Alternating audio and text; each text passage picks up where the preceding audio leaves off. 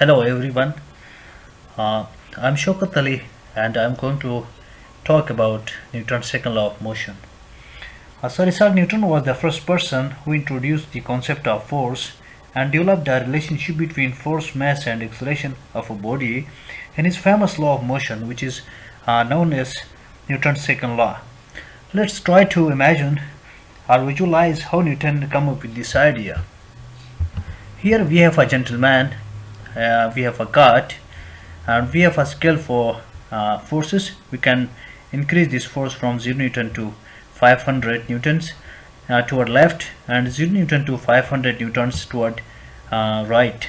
We have a doll, man, and some different masses as well. We can see the forces here, the sum of forces.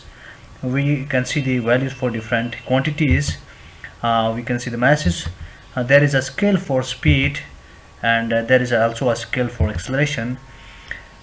We can apply the friction here, but in our case we put the friction at 0 Newton.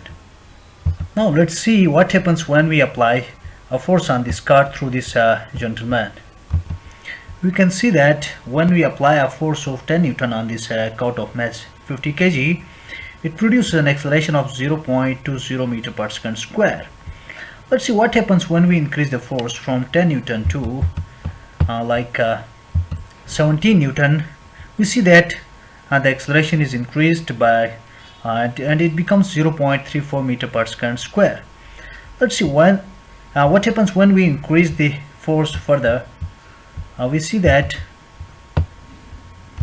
the acceleration is increased and it becomes 0.48 meter per second square. So from this observation we can conclude that this acceleration is directly proportional to the force. When we increase the force, acceleration increases with the same proportion. Now let's develop a relationship between mass and acceleration. We see that at 24 newtons of force there is an acceleration of 0.48 meter per second square. Now we add this doll on this cart.